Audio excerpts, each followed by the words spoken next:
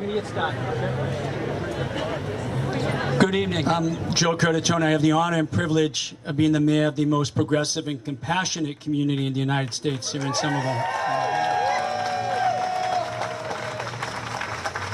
On behalf of Congressman Capuano, who's here, hopes to say a few words tonight, our state delegation, our board of aldermen, our school committee, and all of us who call Somerville home, we want to thank everyone who's come here this evening. It's really a testament to this community's strength of character and conviction that so many of you recognize the need to stand up for a better version of America than the wretched display we saw put on by the hate groups that descended upon Charlottesville.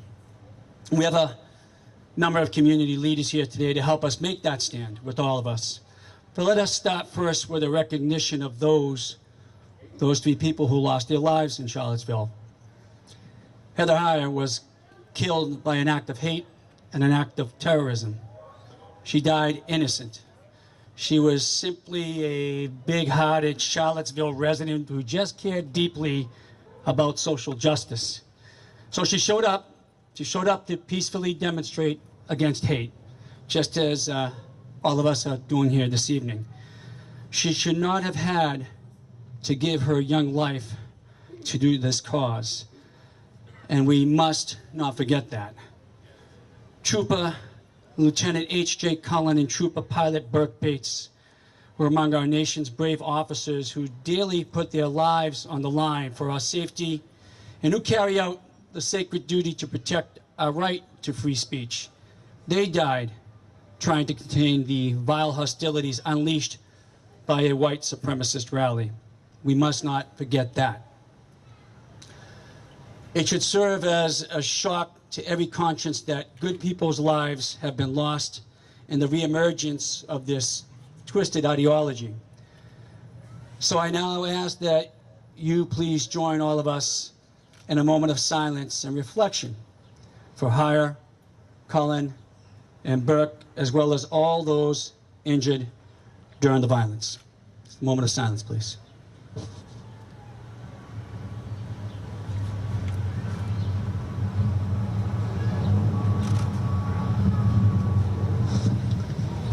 Thank you, and let us keep their sacrifice in our hearts and our prayers. I suspect many of you watched Charlottesville unfold with the same sense of revulsion I experienced. I mean, I could not believe I was watching this happen in the United States of America. The KKK, Nazi flags, and an emboldened form of racism have no place in a civil society. So let's show how easy it is to say that. Join me in saying, hate has no home here. Hate has no home here. Again, hate has no home here. Again, hate has no home here. Charlottesville was and should serve as a wake-up call for anyone who didn't realize that an effort is underway to push white supremacy into the mainstream and into the White House. The leaders of this movement on the alt-right try to claim it has something to do with patriotism, even though it's un-American to its very core. Thomas Jefferson gave birth to the idea of an America with the words, "We all hold these truths to be self-evident, that all men are created equal, that they are endowed by their Creator with certain unalienable rights, that among these are life, liberty, and the pursuit of happiness." It took us some time to grasp that women count just as much as men, and we have struggled to live up to the all part of it.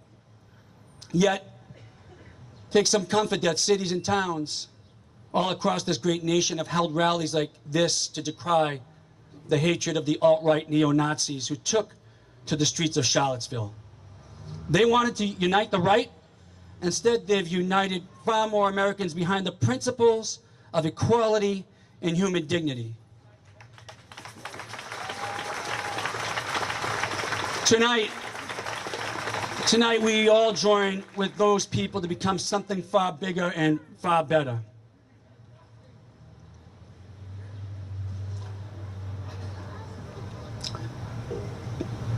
At this time, I want to introduce Rabbi Eliana Jacobowitz of the Temple B'nai Brith here in Somerville. Rabbi.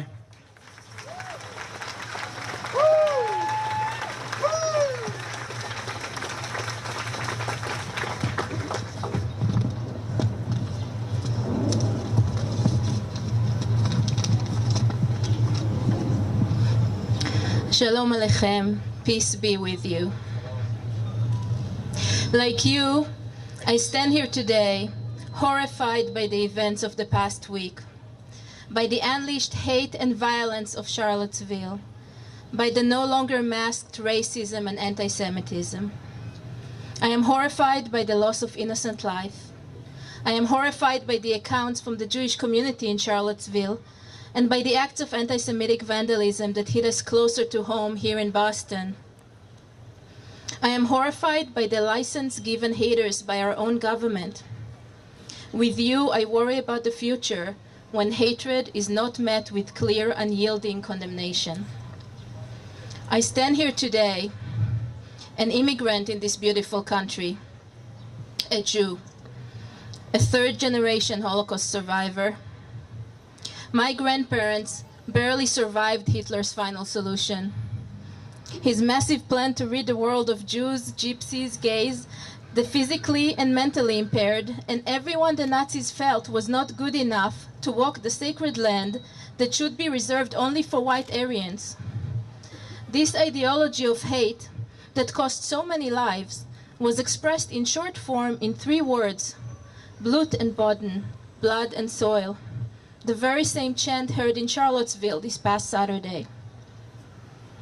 For the rest of their lives, my grandparents carried with them the physical scars of the concentration camps and the emotional ones. One of the great pains they carried until the day they died was the loss of trust in the goodness of the human heart. They carried with them daily the knowledge that when Hitler came into power, when he began spreading his message that Jews were the enemy, less than human, that hate was okay, that it was no longer shameful to be a racist. When Hitler started saying all of this, their schoolmates, friends, colleagues, neighbors either joined the masses marching and torching, attacking and killing, or they stood on the sidelines watching silently. And so they raised me, and indeed most Jewish people I know were raised that way, to never be silent in the face of injustice, to fight for what is right and make sure our voices are heard.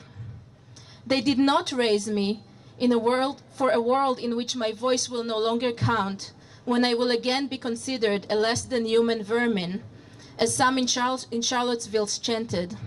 They did not raise me this way because they were, I think, certain that the world moves forward, that we progress, that as a human society, if we don't progress, we at least stand still, but we certainly do not regress. So today I stand here with you, and I worry about this regression to open racism and hatred. I stand with our immigrant communities, with the Black Lives Matter movement, and with everyone who is fighting for racial justice. We cannot make the haters not hate, but we can drown their hate with love. We can let those who are the target of this hate know they are not alone, that we will never let harm come to them while we stand idly by. We cannot make the haters not hate, but we can make it clear that hate is shameful, racism is not acceptable. We can make it clear that we will not tolerate it. We will not let our beautiful, diverse country be tarnished by racial hate. We cannot make the haters not hate, but we can drown out their voices of racism and anti-Semitism with voices of love and unity, with voices of support for each other. I'd like to invite Rev Justin Mansfield of First Church to help me teach you one such song. It's a call and response. It is originally from South Africa, and it's really easy, so I hope we can sing it together.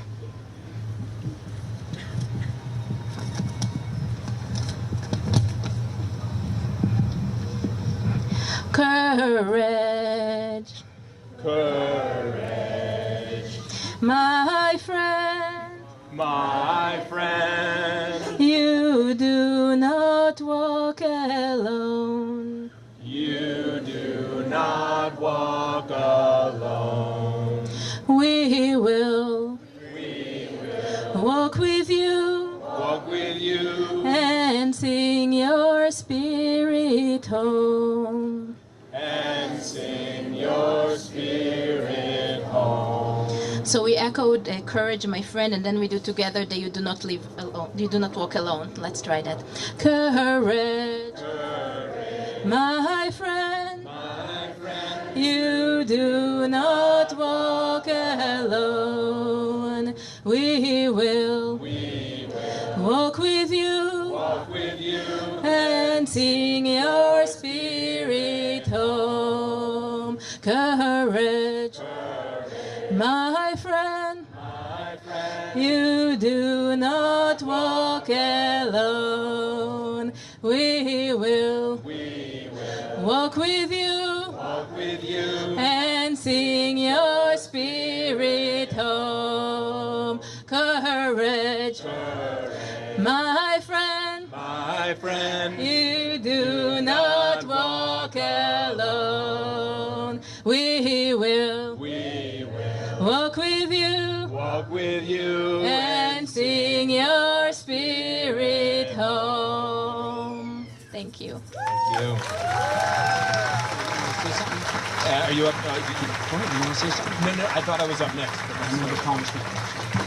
Thank you, and we're going to hear from Reverend Allen in a minute. But first, and we're so honored to have Congressman Mike Capuano, who I will tell you, having served with him here in the city and worked with him as our congressman, I will testify that he fights for social justice every day in Washington.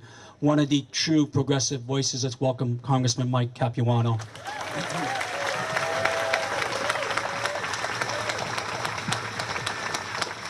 I'm going to say the least controversial thing that anybody here can say. There is no room for fascism in America. Period. I don't know why it's so hard for our presidents to say that. I don't know what's so difficult. I will tell you that I am one who is happy and proud to stand for freedom of speech for everyone, even people I don't agree with. I think it's important that we hear all voices. But that means our voice too. And when we hear people saying things we don't agree with, we have an obligation to stand up and say so.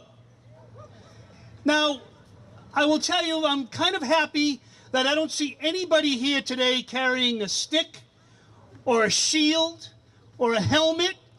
You did not come prepared for violence, and that's good.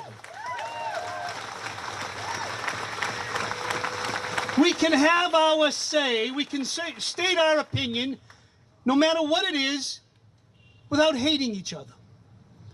Now, many of you know me. I am not known as a shrinking violet. I'm not known necessarily as the calmest person in the room. And I understand a good shout out. I can poke my finger in pretty much anybody's face, and I expect you to poke yours and mine on occasion. But, we're here tonight, I'm here tonight, to say I demand the respect for all people, from all people, in this country and in this world. And if we don't stand for that, we don't stand for anything.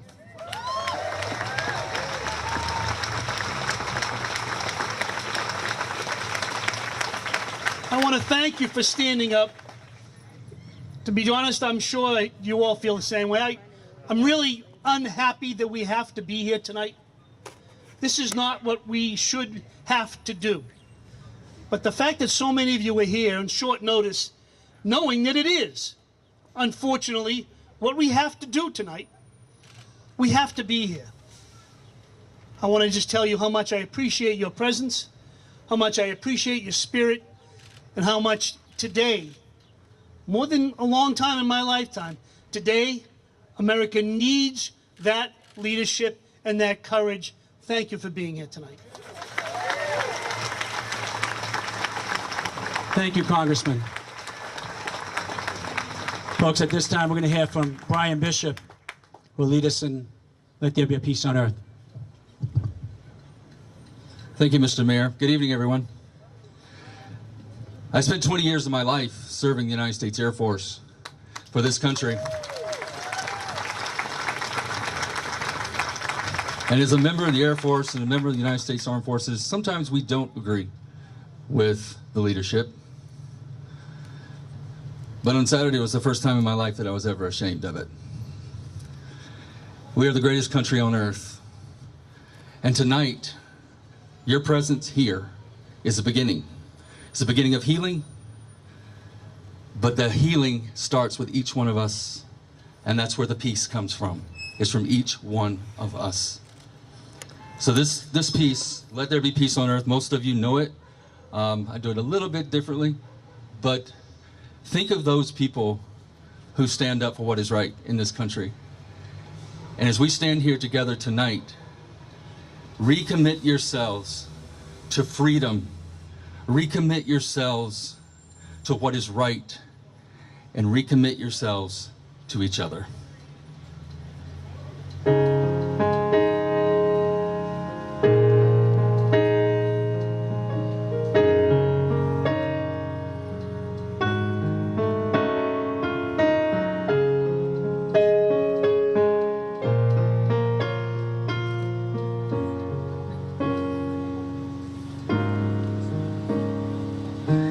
Let there be peace on earth, and let it begin with me.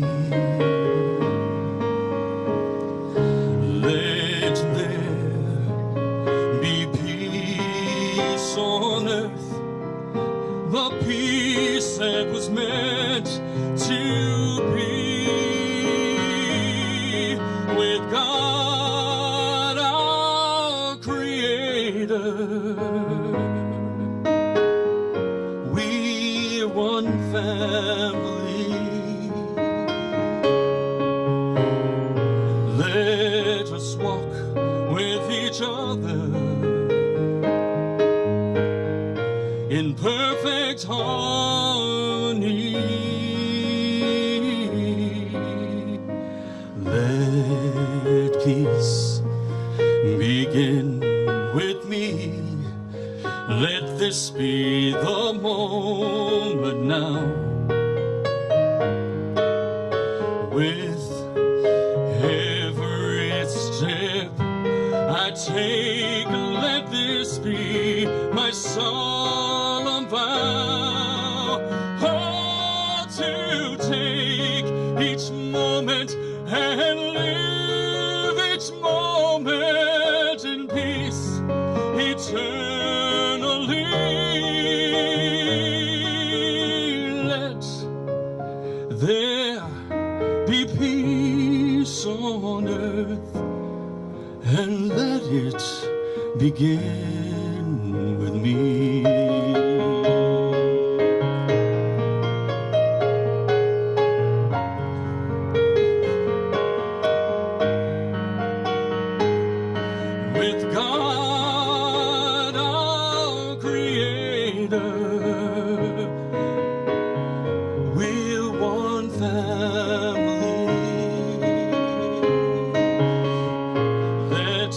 Walk with each other, oh, in perfect harmony, and let peace begin with me. Let this be the moment now. With every step I take, let this be my solemn vow to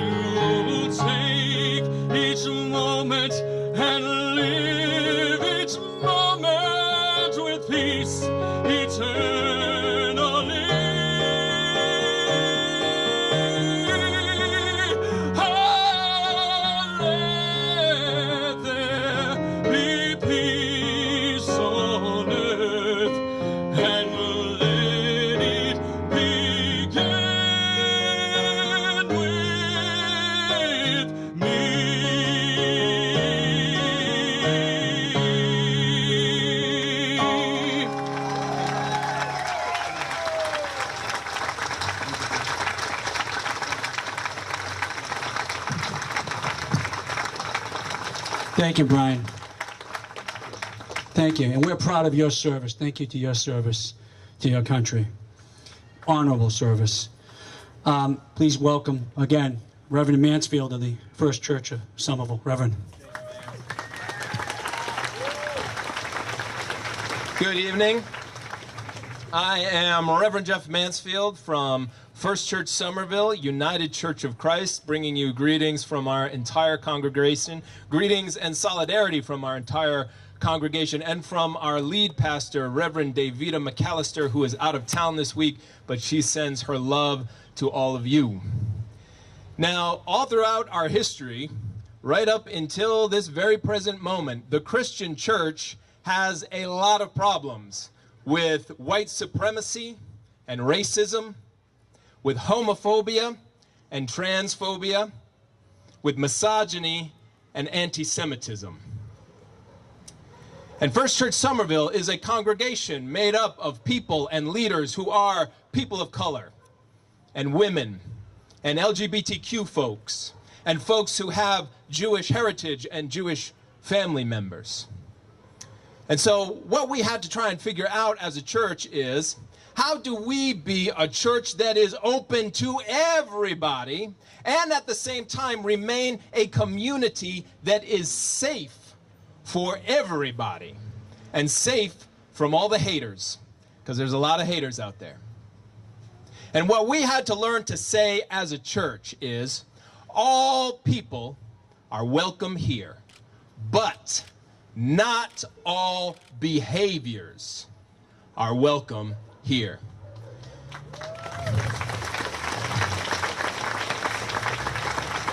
Now, every time I perform a wedding, I remind the couple, love is not just a feeling, love is an action. And unfortunately, we know that hatred is not just a feeling. It is not just an opinion. It is not just the way you feel about something. Hatred is an action. It is a behavior that affects all of us. And we all need to be absolutely 100% clear. Hatred is not welcome here.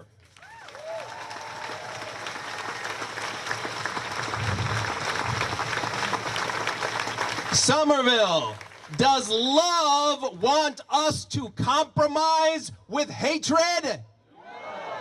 Love is never and cannot be a compromise with hatred. Our president right now doesn't have the guts to say no to hatred and fascism in our country.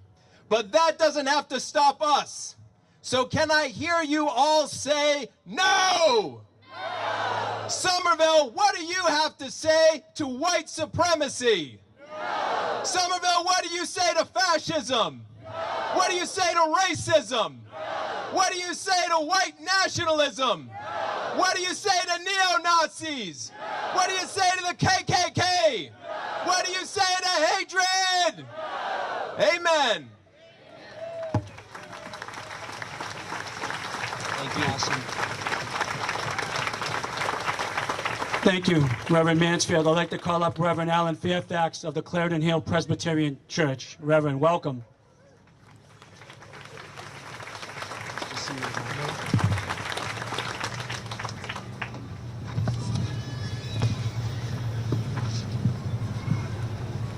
Greetings from Clarendon Hill Presbyterian Church, also one of those churches that strives to be totally inclusive and welcoming.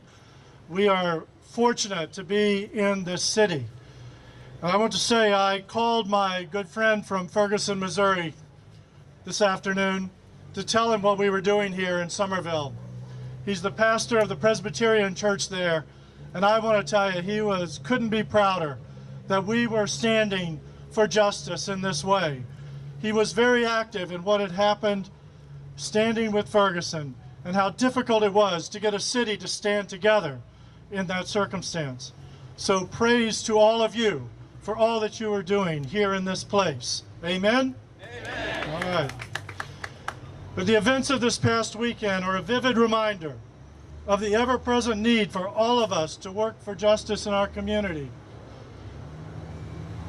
I am a descendant of soldiers who fought for the South during the Civil War. And having grown up in Charleston, South Carolina, I understand a thing or two at an intuitive level, the underlying cultural roots of the hatred and racism that leads some people to gather in protest against the removal of statues and flags of the Confederacy, those symbols of white supremacy. I grew up thinking there was absolutely nothing wrong with that. Absolutely nothing. But this hatred and racism cannot be tolerated any longer, and never should have been tolerated by my ancestors and their communities. The pain that that craziness puts out into the world, and the pain it has given to our brothers and sisters of African descent over the centuries and even now, is intolerable and inexcusable. The pain that the neo-Nazi symbols that were proudly waved in Charlottesville, the pain that it gives to our Jewish community, is intolerable and inexcusable. As a minister in the Presbyterian, the Reformed tradition of social justice, I believe we must always counter hatred and racism wherever we find it. I believe, like you do, that we need to protest when necessary, counter-protest always, and also find any way possible to engage and talk with those who are racist. We must do this with those who are not only overtly racist, but the real problem, perhaps, at some deeper level, is that those who are insensitive to racism or ignorant, indifference to racism. We must fight against this sin that dwells within us and among us. We are all capable of horrible things. We must all fight against it. While this time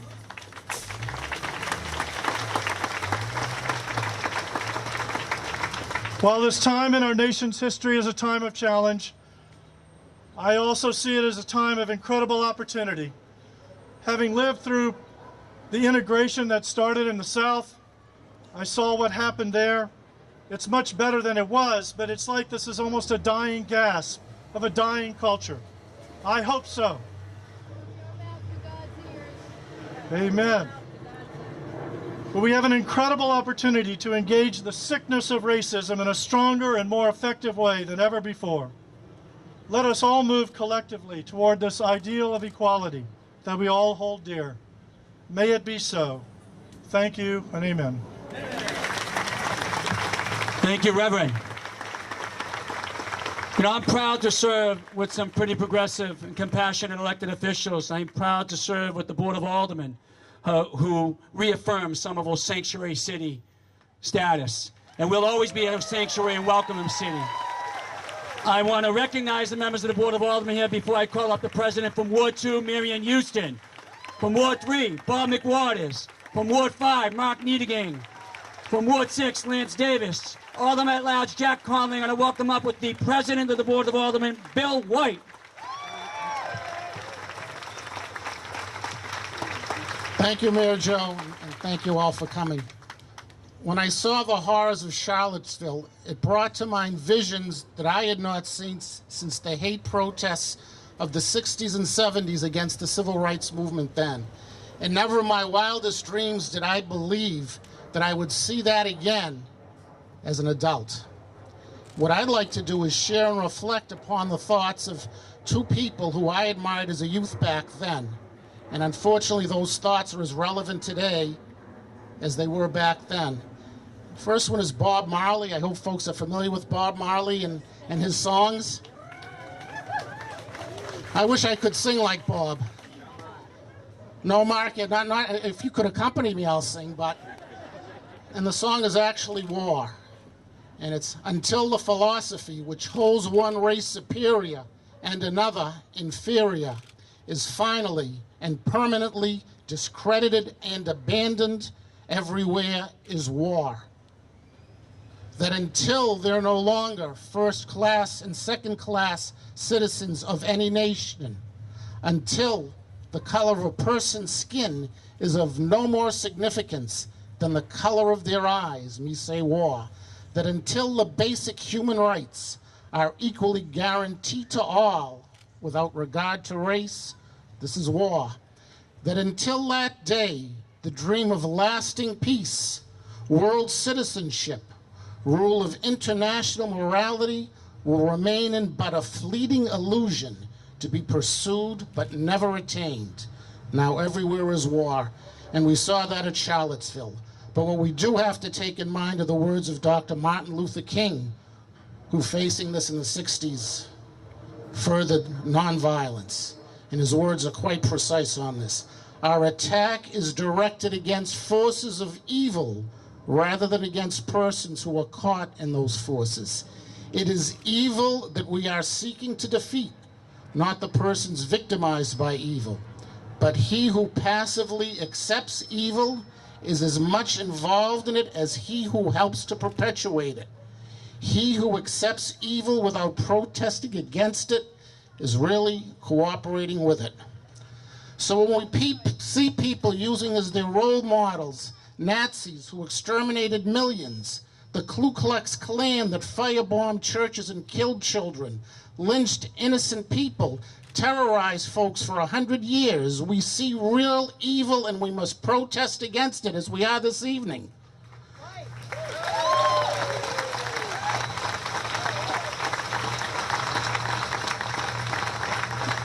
The way we must rebuke this evil is at least twofold. First, to use the law to the maximum extent possible to punish those who commit hate crimes and perpetrate violence on others. And then the second is through our own example as a city that welcomes all and exposes the fallacies of hatred and bigotry for the world to see. So in the face of this evil, we must remain even more resolute in our resolve to make sure that all persons, regardless of race, color, creed, religion, national origin, ancestry, disability, political belief, sexual orientation, or gender identity, have the full rights they deserve not only in our city, but in our country. Thank you.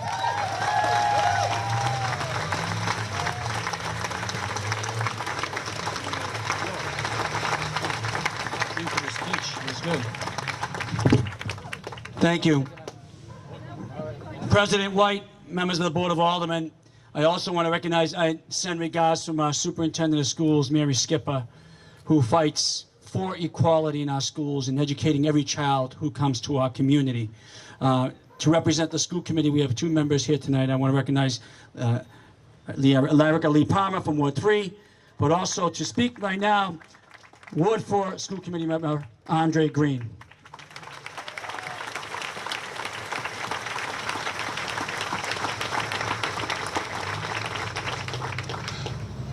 Here's the thing.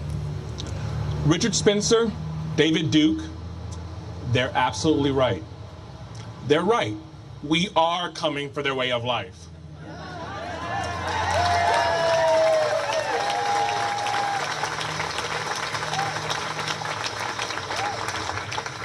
We're coming for a way of life where 4,000 armed white supremacists marching through the night with torches shouting Nazi slogans is a peaceful assembly, but young black people marching for the right to not be executed during traffic stops is a riot to be dispersed with tear gas and fire hoses.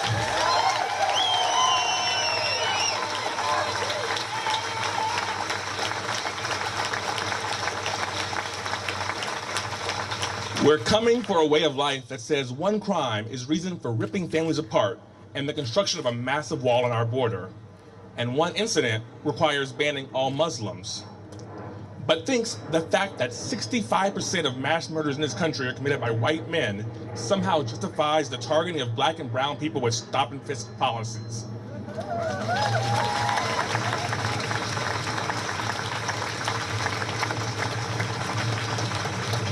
And most especially, we're coming for a way of life that says being born rich, white, male, and hate-filled qualifies to be President of the United States.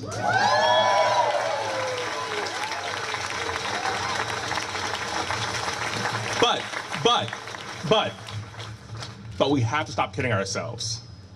It's not their way of life, it's ours. Every single person here is here as a product of systems of oppression. Somerville, for all that we do right, is not immune to that. The name of the song we'll be singing later is We Shall Overcome. Not we have overcome, not even we are overcoming. We can't congratulate ourselves for being a sanctuary city, even as the people who need that sanctuary are pushed out.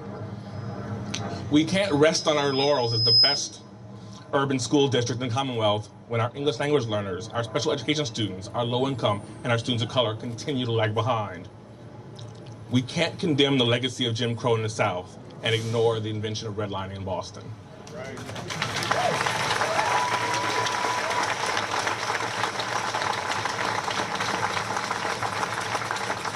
So spare a prayer for Charlottesville.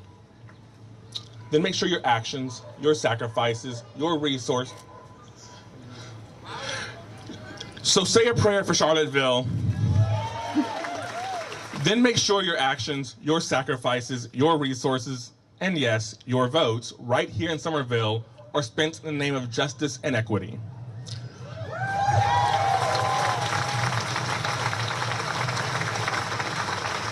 But we don't need you trying to build justice and equity for people of color. Your challenge is to build justice and equity with people of color.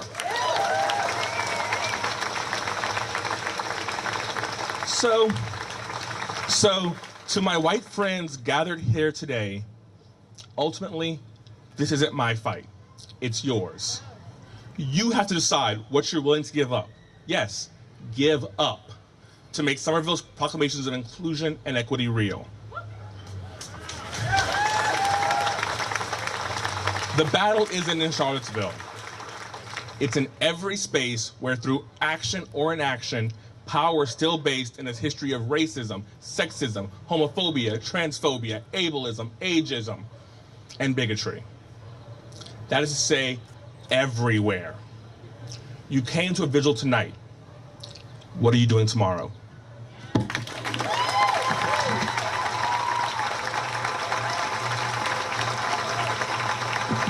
Thank you, Andre. I'd like to call up our state delegations represented here today. Senator Pat Jalen, Representative Mike Connolly, Representative Denise Provo. I do want to recognize Representative Barber. She couldn't be here tonight, but make no mistake, these individuals of our district fight for progressive causes and for equality and against injustice every day. First, welcome to the mic, State Senator Pat Jalen.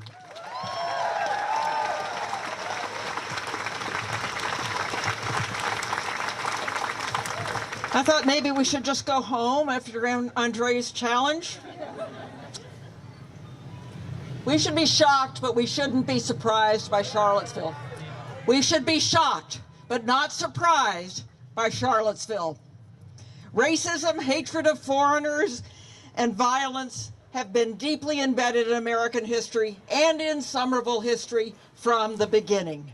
What is new in recent history is the level of support they are receiving from the president. Groups that support racism and nativism and violence thrive on social support.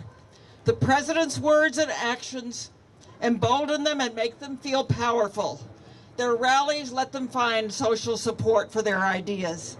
We find social support when we gather like this, but we are also a demonstration. We are a showing that the forces of hate are not the majority, that most people do not approve their message. Vigils like this are powerful responses, and they cut the social support that emboldens and empowers the forces of bigotry.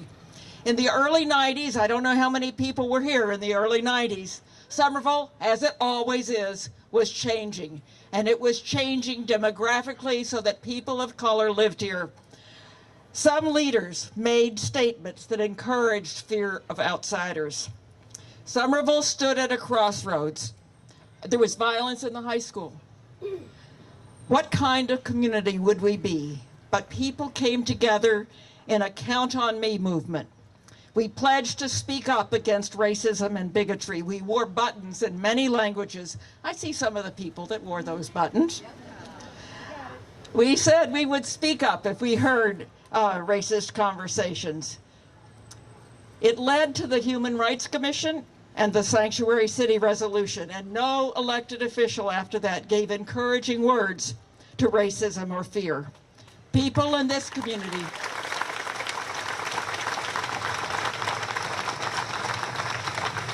People in our community chose our history.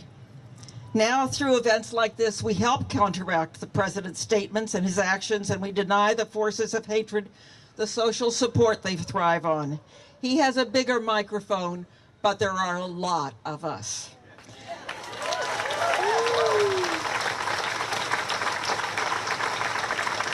Woody Guthrie had a sign on his guitar. It said, "This machine's kills fascists," and that was appropriate during the Second World War. I like Pete Seeger's sign on his banjo. "This machine surrounds hate and forces it to surrender." We are surrounding hate. We won't let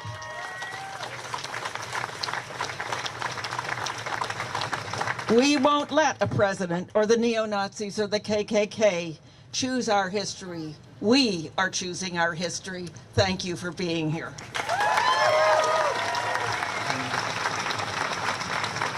Thank you, Senator. I'd now like to call up Representative for Somerville and Cambridge, Mike Connolly.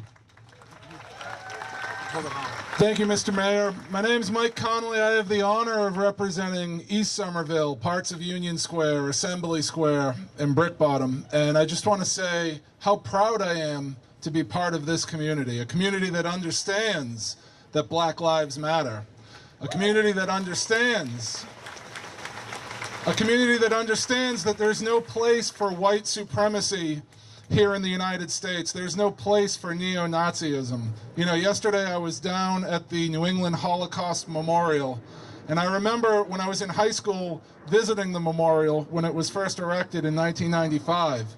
And in all those years, it had never been vandalized. And this summer, we're sorry to say, the glass has been broken at that memorial twice in the past 2 months. And when we think about that juxtaposed with a president who feels comfortable with his racist musings and with equivocating between fascists on the one hand and progressive folk on the other hand, it really makes me worried for the future of our country. But what gives me faith is that we're all here. And so as a newly elected representative, it's my first term in office, I'm really proud to serve with Representative Provo and Rev Rubber and Senator Jalen. Let's give it up for them. I just want you to know that as a representative, I'm committed to playing offense and defense. And by that I mean, we're not going to turn the clock back. We are not going to accept this racism. We will not accept the white supremacy, the anti-Semitism, the homophobia, the misogyny, the sexism, all of the hatred and the ignorance, everything that Donald Trump represents. We will say no to that. And at the very same time, we understand that the year 2016 still was not good enough. There still was not economic justice, racial justice, climate justice. There's so much that we have to continue to work on. So I just hope we continue coming together, defending our rights, defending our values, and working together to move forward. So thank you so much for having me, and thank you for the example you set, Mr. Mayor. Thanks, Mike Connolly. I'm going to call up Rep. Provost to say a few words. I want to say something about the delegation. What they're fighting for is to make Massachusetts a sanctuary state. And they're leading the charge with Jamie Eldridge and others. Representative Provo. Thank you, all. I am so proud to be able to stand up in public and say, I represent the city of Somerville.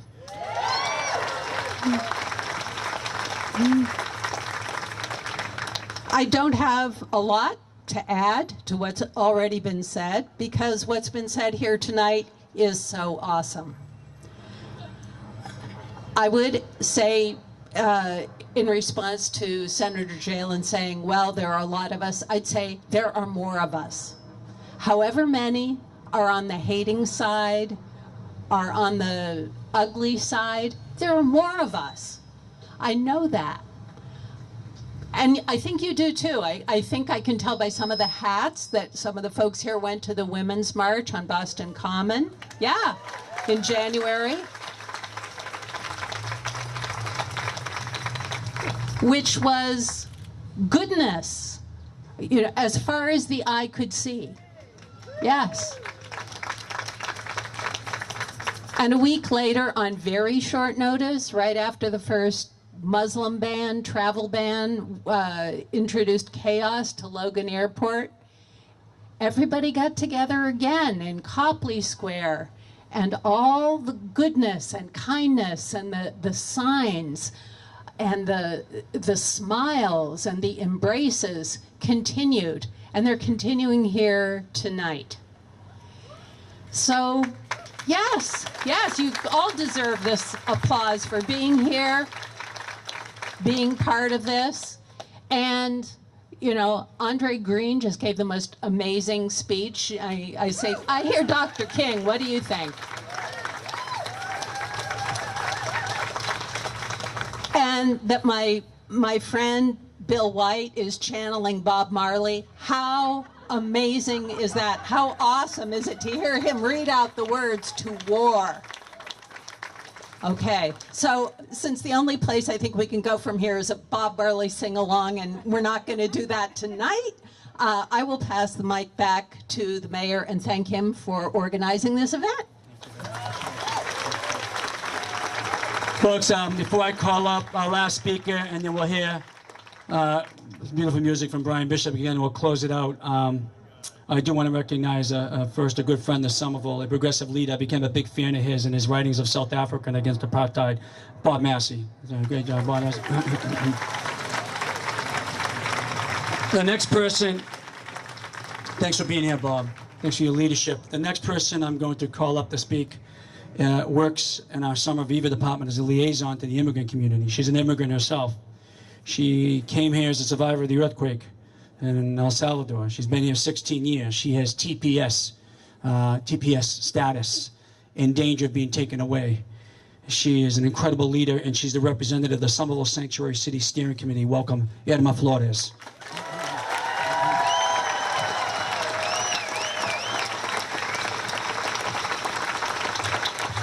Thank you.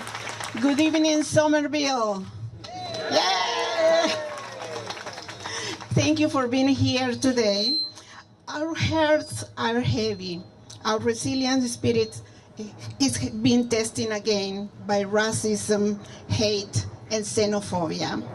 Since the election of President Donald Trump, news outlets and social media accounts have increased with reports of swastikas at school, racist taunts, and other hate-fueled attacks and acts of intimidation. The Charlottesville incident offered to us an opportunity to reevaluate how we think about racism in America and how we can fight it. The White House agenda to ban Muslims, deport Black and brown immigrants, and strip immigrants of access to programs they rely on, like DACA and TPS, to live, to go to school, to work, and improve this country, is the white nationalist wish list coming to life. We need to fight back the recent wave of hate. Now more than ever, we need to be closer to our immigrant families, to our neighbors, to our students, and make sure they are doing all right emotionally.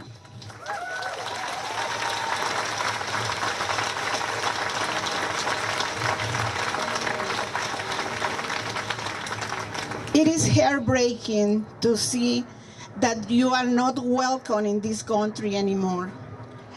A country you consider home, like me. The anti-immigrant hate is largely being advanced through administration policies and state-sponsored violence of ICE and Customs and Border Patrol. Communities of colors and minorities are suffering, but this is not just for community of colors. Your rights are in risk as well. It's not just for immigrants now. Everyone's rights is at risk.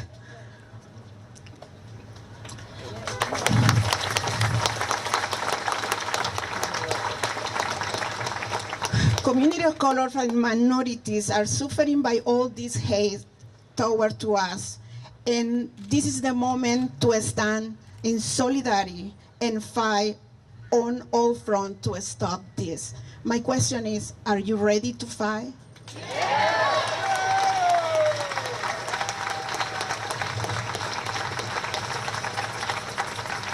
We need to show them we are committed to resist white supremacy, whether it's manifest as a violent act, hate speech, law, or policies. America was already great, so we don't need make America great. It was great, has been great, with different backgrounds, religions, and language.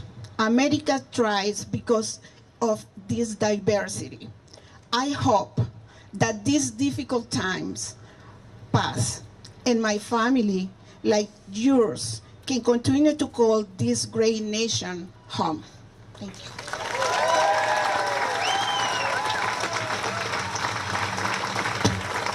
Thank you, Irma. That's a courageous leader.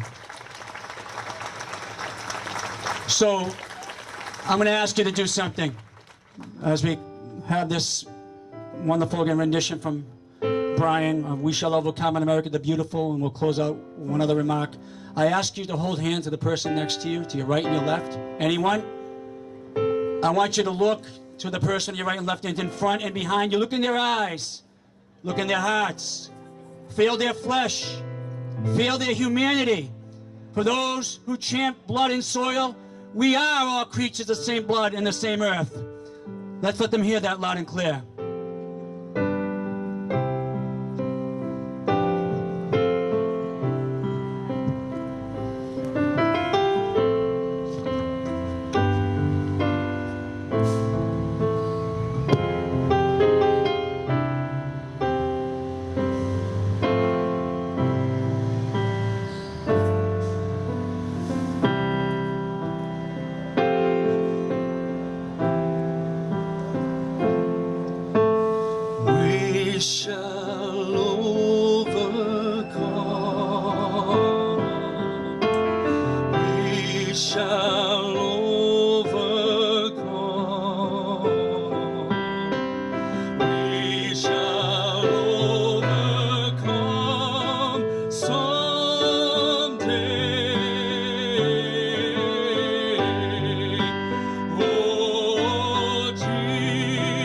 Deep in my heart.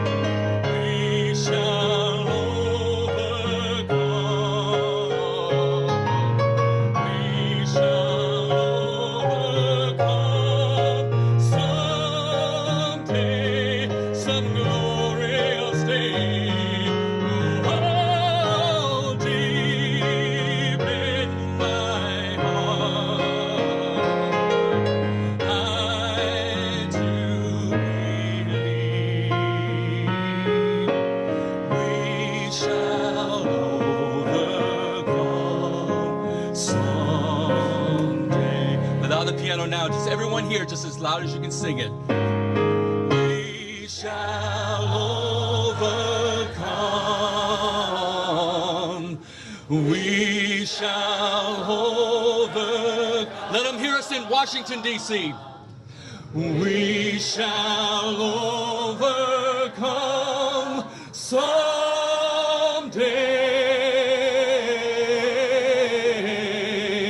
Oh, deep in my heart, I do believe we shall overcome someday.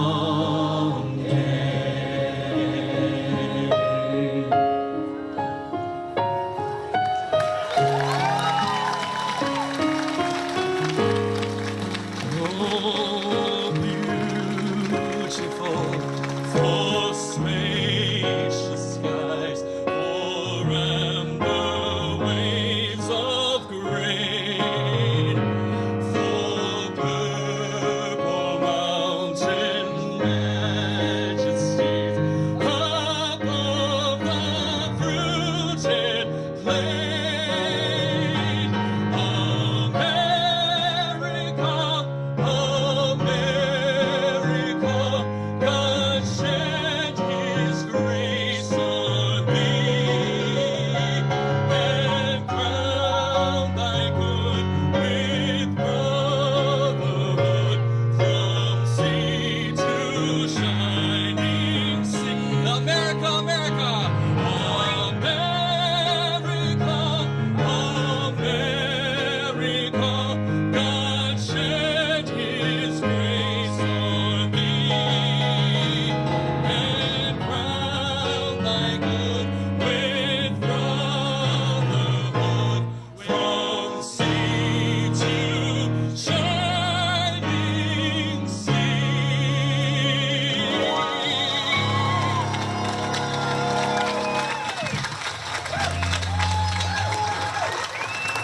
God bless you all. Before we close out, I do want to recognize a champion of justice, not just for the community. There's no mistake why this person was nominated when President Barack Obama was in office as a champion of change. That's Chief Dave Fallon of the Somerville Police Department. And let me tell you why.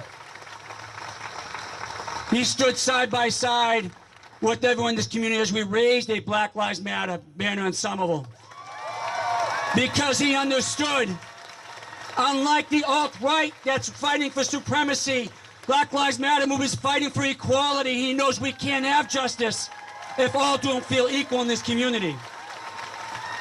He stood loud to proclaim for Somerville to continue to be a sanctuary city. He believes in progressive, compassionate policing, and he testified in favor of Massachusetts becoming a sanctuary state. That's leadership. Thank you, Chief. Make no mistake, we will prosecute every hate crime. We will identify the racists and the haters, and we will leave no stone unturned. We will protect everybody's right to justice and equality, no matter who you are, no matter what your status is, no matter what you believe in, what your sexual orientation is, here in Somerville, Massachusetts. Charlottesville cannot be allowed to fade from memory as just another flashpoint along the way of our next outrage. We must recognize that the case for white supremacy is being argued and advanced. It's gotten tied up in our political divisions. Charlottesville reminds us that it shouldn't be. Charlottesville reminds us that we must continually tend to the soul of our nation and our community and our Commonwealth. We must stand with Charlottesville for what is right, and what is right never changes. As Heather Heyer's mother has called for us to do in her daughter's name, we must make that spirit of change, equality, fairness, and justice move forward, as Andre Green and others have spoken. Let us do that in everything we do, every day moving forward. Thank you for coming out and showing why America is really great and what America really looks like. God bless you. Thank you.